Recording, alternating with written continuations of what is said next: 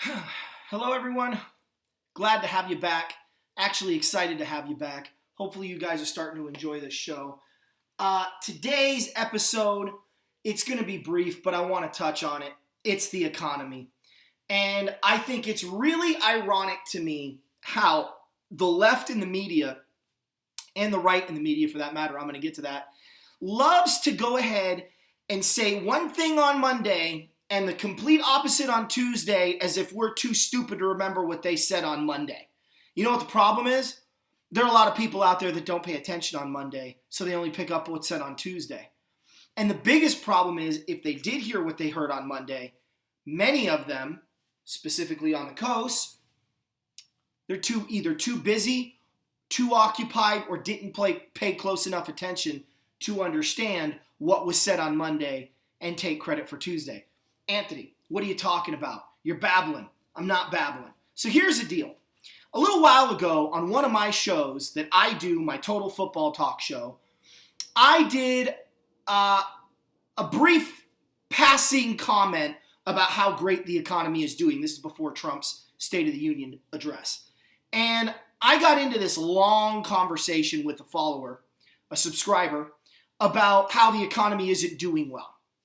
And I said, well, that's just factually inaccurate based off of these metrics. And without getting into a lot of detail on the metrics because it would take too long, look, at this point, if you're one of those people that clicked on this show and you don't think the economy is doing well, then I don't know what to tell. I can't take the time to explain to you why you're wrong. Bottom line is, based off of every metrics, we know the economy is doing well. But there's one metrics that indicates the economy is doing really well, and that's the liberal. The media liberal is the perfect barometer. How? Because you now have the former divider-in-chief, one of the worst presidents in my lifetime, trying to take credit for the economy. This is the same president, Barack Obama, who talked about jobs wouldn't come back. Factory jobs were gone forever. They needed to find a new career because that was an old job and America's moving beyond the factory, right? Said you need a magic wand to bring them all back. Same guy. Same guy who looked at the American people dead in the eye and said, we'll never get below 4% economically again as far as unemployment rating numbers go. Just deal with it. That is what it is. The same guy who for 8 years blamed George Bush for every problem he had as president, and now is trying to take credit for every success the Republican president after him is having. Well, sorry, Barack, and I won't call him president because he's not anymore. And while he might have been president, and I will give him the respect when he's in office, he ain't in office no more. So Barack, I got news for you. You're wrong. Again, for the 1 millionth consecutive time. Just like you were wrong on Fast and Furious, just like you were wrong on the IRS and in unleashing them on the American people, just like you were wrong in your decision to allow for Hillary Clinton to go ahead and let those soldiers die in Benghazi, which you are just as culpable for as she is. You were the commander-in-chief. You were in charge of the military, and that was a military strike on a U.S. foreign base, and you did nothing. So either you were guilty by complacency and not doing anything about it, or you were guilty in the sense that you were the one that made the decision not to pull the trigger. It's one or the other, Barack. Sorry, that ship don't float. That plane don't fly. Or our favorite saying here in Arizona, that dog don't hunt. Okay? Now, that being said, let's get into the economy a little bit. You said unemployment would never drop below 4%. It's now 3.7? You said factory jobs would never come back. Before President Trump was even elected, he had convinced a car factory from Ohio to not go to Mexico and stay open in Ohio. He also brought car factories back to Detroit before he was even elected. I don't know, maybe the magic wand is the American people or just deregulation. You signed a bill and said that there would be shovel-ready jobs. Remember? And then, I guess those shovel-ready jobs weren't as as shovel-ready as we thought they were going to be. Yeah, real funny to those people that were depending on those jobs as unemployment spiked back up over 4.3%. See, people forget about that. He might have been down around 4, but it was doing this.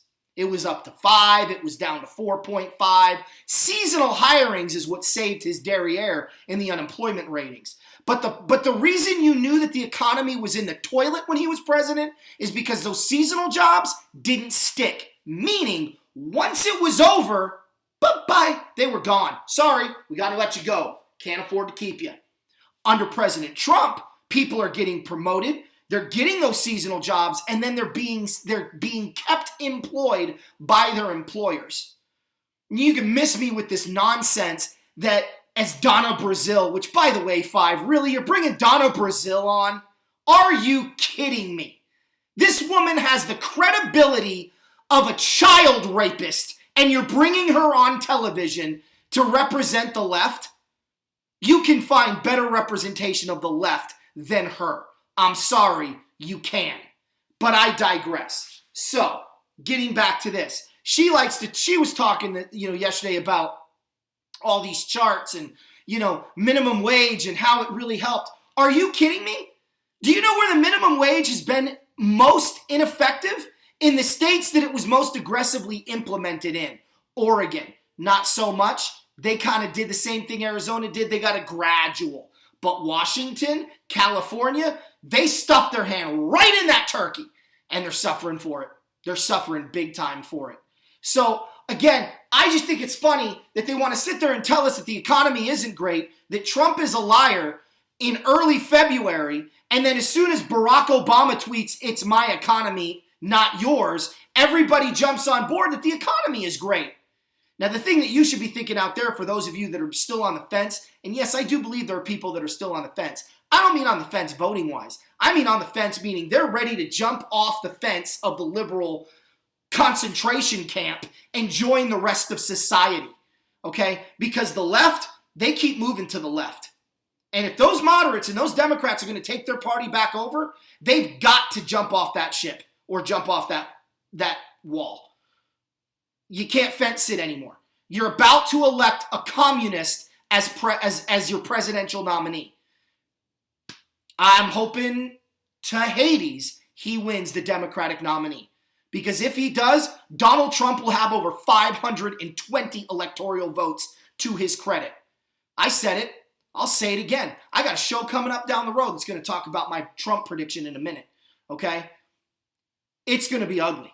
But putting all that aside, when we talk about the economy, okay, the things that matter most to the American people, people like me, right? Do I have money left over after I pay my bills? Is it enough money to put into savings and still have a cushion in checking? If the answer to those questions are yes, then regardless of how much money I have in my account, if I'm able to build it up, then that's a good thing. Is my 401k healthy? Check. Those are the things we care about. And I venture to guess, it's not just the thing people in flyover country care about. That's the things every American cares about. You in Pennsylvania know exactly what I'm talking about. So I'm going to do another show this week. I don't know if it's going to be tomorrow. I don't know if it's going to be on Saturday, but I'm going to do a show on why communism always fails. And trust me, you've heard the same stuff. I'm just going to approach it from a much different angle. I'm going to ask questions a lot of people don't either think to ask or refuse to ask. I'm not sure which.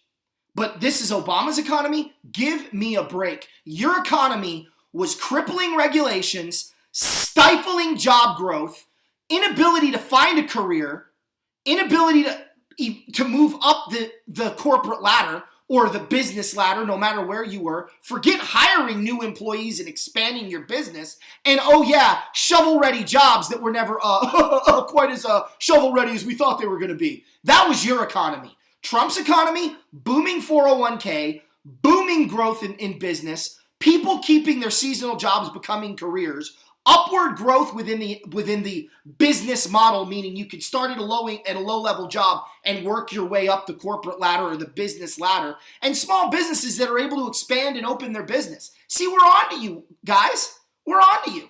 Not just me, not just people in flyover country. The whole United States is onto you. You are so disingenuous in your approach and blatant liars, you got no validity left. You've got no credibility left in the bank account. And I want to say one last thing, and this goes to Greg Gutfeld.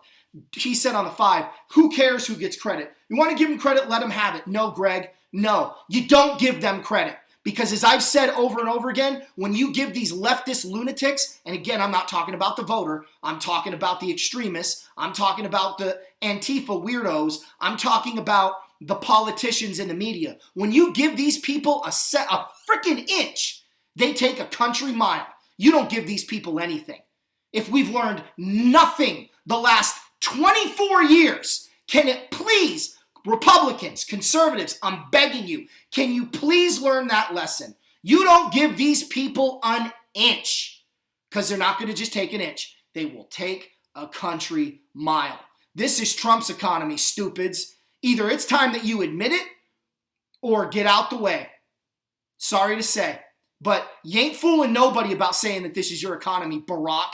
And as far as President Trump goes, everyone knows it's his economy, and that's why the Democrats are running scared. So, without further ado, hope everyone's having a great day. Hope you enjoyed the video. Smash the like button.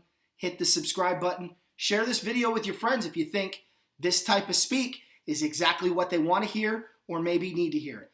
From Flyover Country, God bless.